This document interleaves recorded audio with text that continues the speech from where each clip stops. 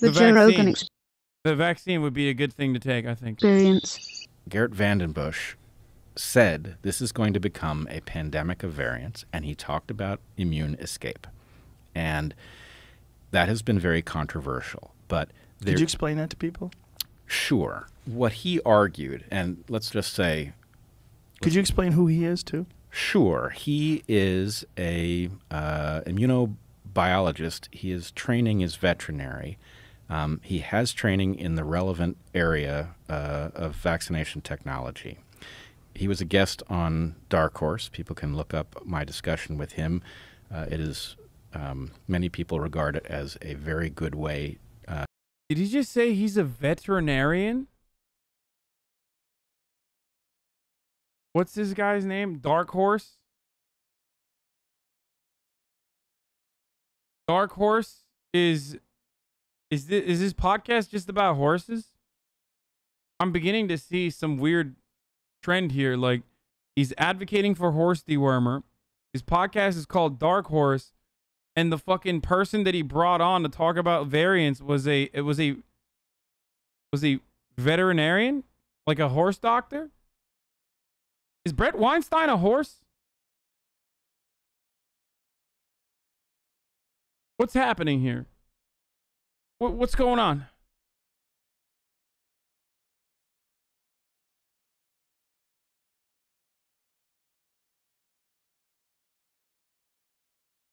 To understand what he's saying, because often he speaks about matters that are quite technical. And anyway, I did my best in that podcast to make it non-technical so that people could understand it. In any case, what he argued was that the fact of these vaccines being very narrowly targeted, right? These vaccines contain a single subunit of a single protein, and they're being deployed in a way that is unusual. They're being deployed into an active pandemic, right? When we immunize against something like measles, the expectation is you will develop your full immunity with almost no chance of encountering measles, right? In this case, what we have are vaccines that are leaky, in which they do not provide full sterilizing immunity. They are narrow, and we are effectively creating an intense evolutionary pressure to cause the spike protein, of which this one subunit is what is contained, what the information for it is contained in the vaccines. It's so crazy that the Delta variant was first found in an area where there were no vaccines, though. Like, that's so interesting that the origination of the Delta variant came as a consequence of not having vaccines.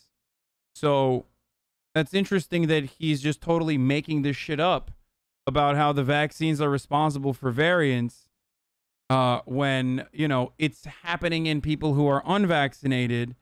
Also, there are numerous instances throughout history where vaccines have functionally eradicated diseases, you know, until anti-vaxxers get their hands on it. But do you regret your vaccine? Yes, sometimes I do. So I could just get COVID and fucking end it, okay, in a video game. That's why. Because then I would not have to listen to this anymore.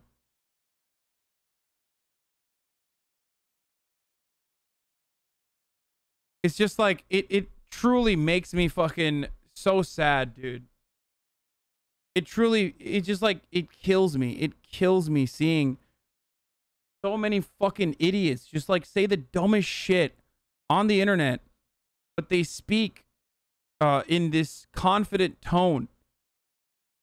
And millions of people listen to that and go, this is great. Like, I agree with this guy. He's saying it in a convincing tone. We are putting intense evolutionary pressure on it to change so that the antibodies and other immune cell recognition mechanisms that are trained by the vaccines are incapable of finding the pathogen when it gets in. This is what causes a breakthrough case, is that the immunity that's been created is evaded by the pathogen, and if the pathogen changes, that is more likely. And so what he said was, if you vaccinate into an active pandemic with vaccines like this, what you will get is a evolutionary pressure for a radiation of variants, an evolutionary radiation of different molecular signatures, changes in the spike protein, that will then cause the vaccines to be less and less effective at producing immunity, which is exactly what we see. So he predicted this Absolutely.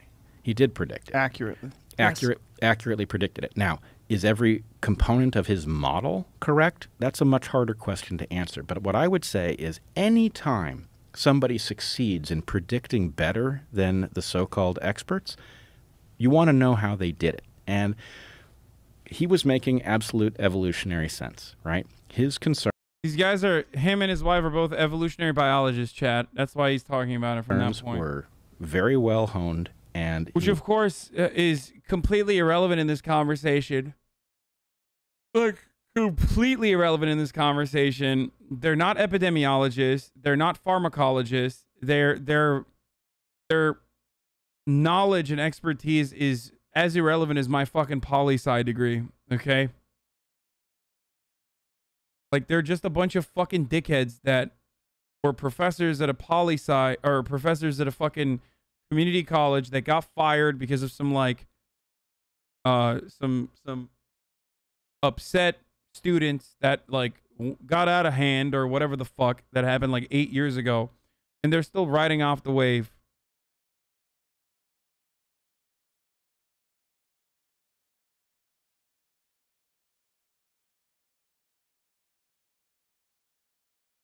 was making sense, and then the world that he predicted emerged. And it is now incumbent on us to say, okay, have we learned anything from this, right? Do the vaccines need to be modified such that they don't produce this effect? There are conceivable ways you could do that, right? But if we don't do it, if we just say, well, more of the same, have a booster of the same thing, it's not going to solve the problem. So in effect, what I would say is these vaccines are a spectacular achievement, but they are a prototype, right? They have achieved something that had never been done before. Technologically, that's remarkable, but they were not ready for prime time. From Harvard, lol? No, this motherfucker was at Evergreen Community College, bro. He wasn't at Harvard. The fuck do you mean? What are you talking about? What?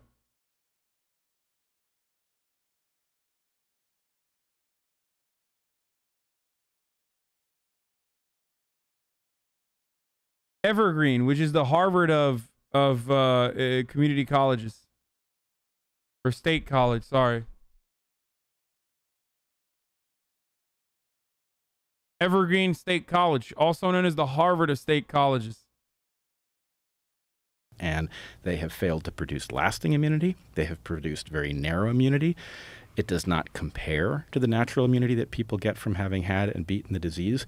And what's more, we have learned an awful lot about how the disease can be managed so it's much less lethal, right? That combination suggests that we need a rethinking of our approach.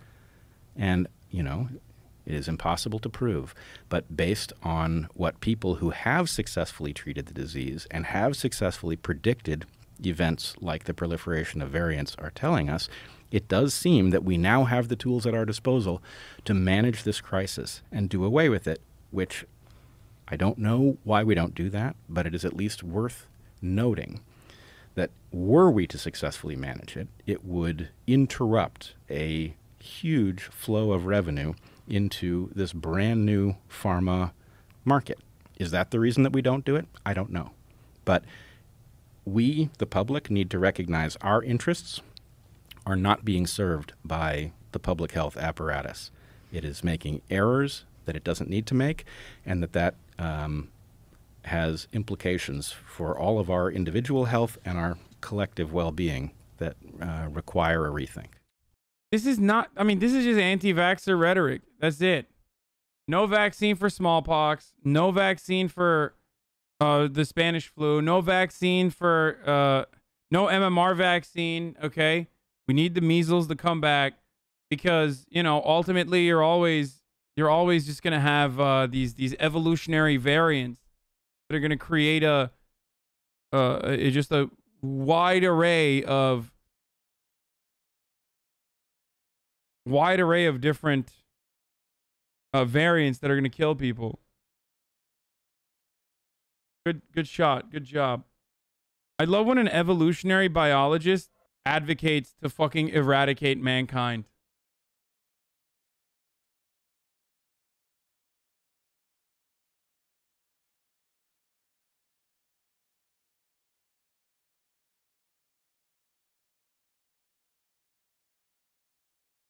If it doesn't stop you getting it, it doesn't stop you from spreading it. Why is getting the vaccine a must? Surely someone wants to take the risk. It doesn't matter. They're the only ones in danger. This is what makes me the most tired, responding to this question over and over and over and over and over again. Because when you die, you're not going to be dying alone, okay?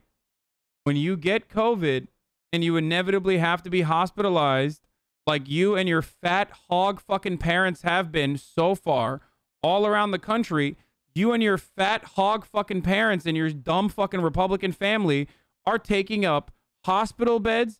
They're exhausting the already crippled hospital capabilities.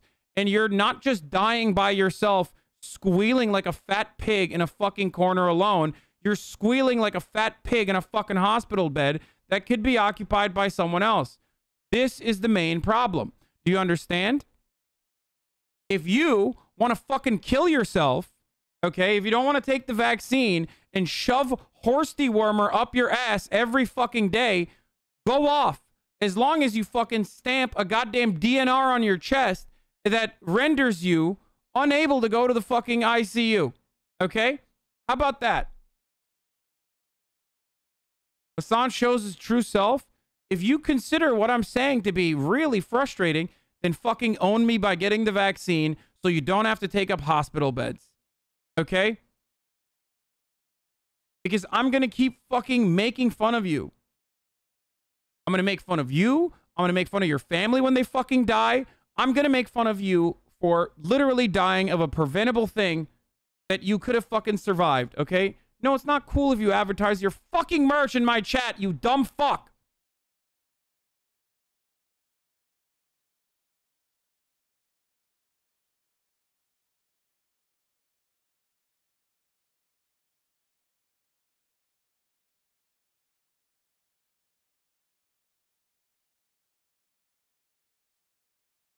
I'm a Navy vet and I deserve a bed in the hospital. Change my mind. Yeah, if you need it, if you need a fucking hospital bed, then yeah, you deserve it. Except you're not going to get it. Like that other fucking veteran who died because he couldn't get a goddamn gallbladder surgery because some fucking assholes were taking up the hospital capabilities, dude, because they had COVID. They were fucking dying.